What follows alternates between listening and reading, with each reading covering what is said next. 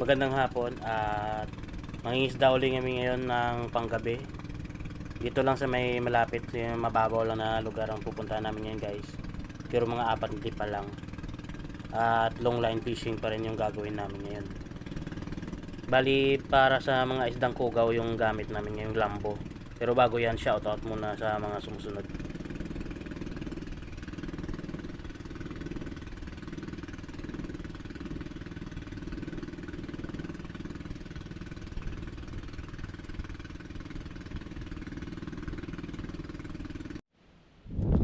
Dito ang lugar na pinili namin na mag-area.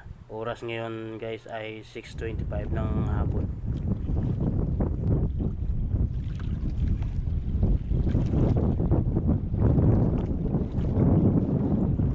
Naayos na ngayon yung gamit namin para mailatag na sa ilalim. Nagkakabit na ng blinker. Ginagamit talaga yan ng mga mangingisda tuwing nangingisda sa gabi para bila pa palatandaan at siyempre mabilis makita pa kahit malayo pa lang.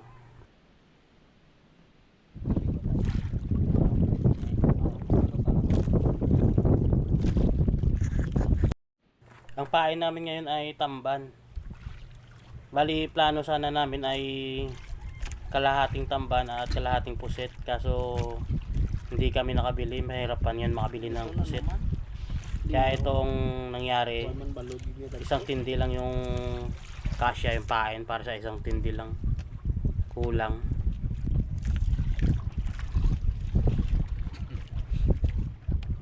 Ito na yung lambo namin nakahanda na at ito maliit lang yung nylon neto. Sa wala tong tinatawag na sawing guys.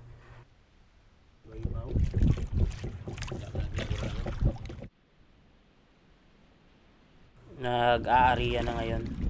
Nihulog na para mailatag.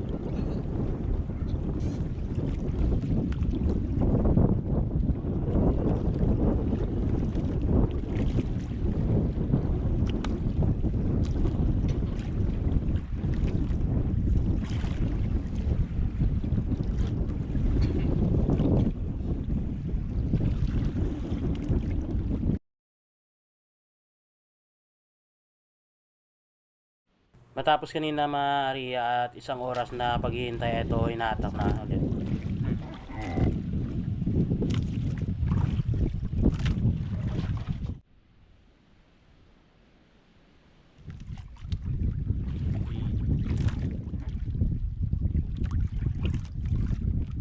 Nakakalahati na yung panghuli namin.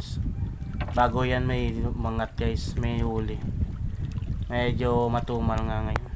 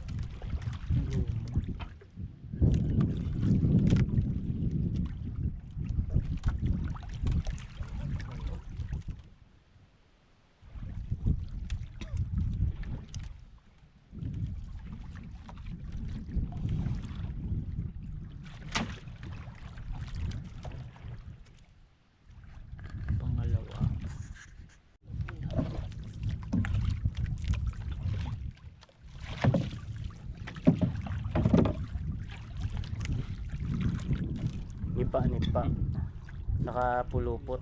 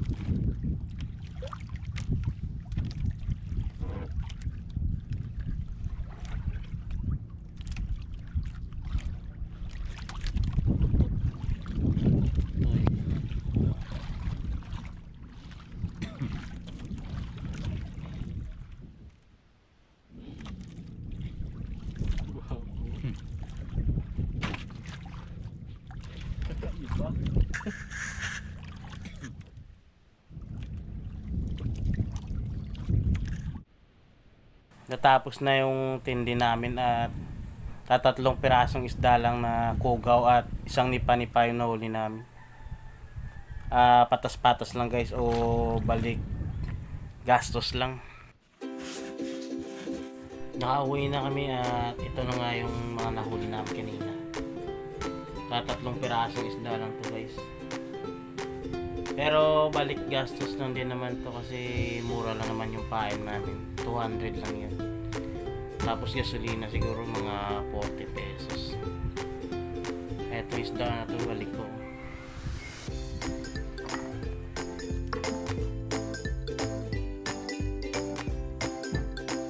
Ang layo ng hugis niya sa normal na hugis nila. Kaiba. Eto naman yung nipa-nipa na nahuli namin kanina. Bali ito yung lulutuin ko mamaya. Iihawin ko to.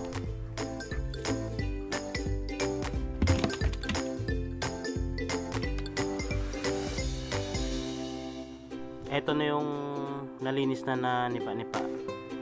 Nahiwa-hiwa saka ito tinanggalan ng bituka mga lamang loob. Ganito lang yung paglilinis niyan guys. Hiwa-hiwain lang. Lalagyan ko ng kalamansi guys. Imamarinate ko muna bago ko mamaya ihawin.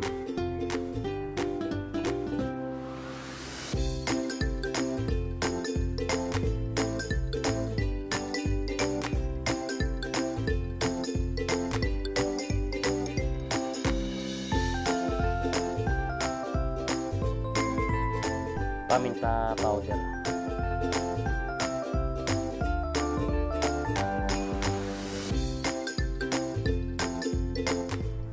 Tapos ngayon lalagyan ko ng toyo.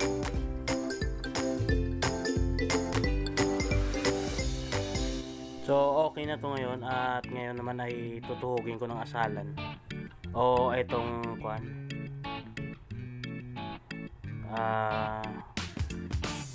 pinatulis na kawayan.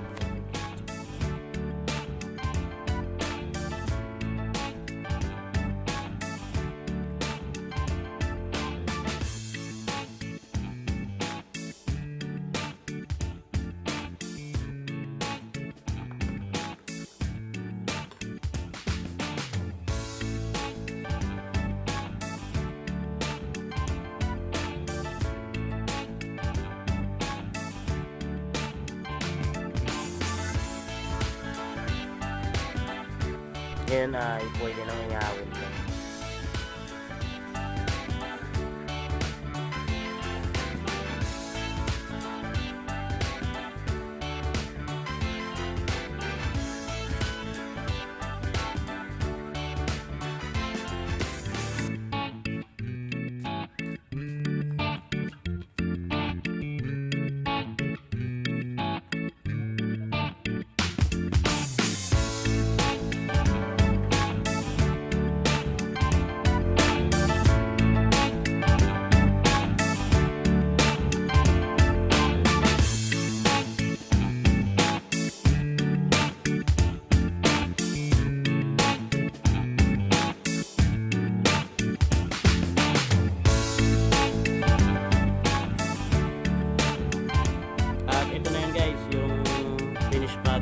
Kahit pa paano ay nalibre kami ng ulam.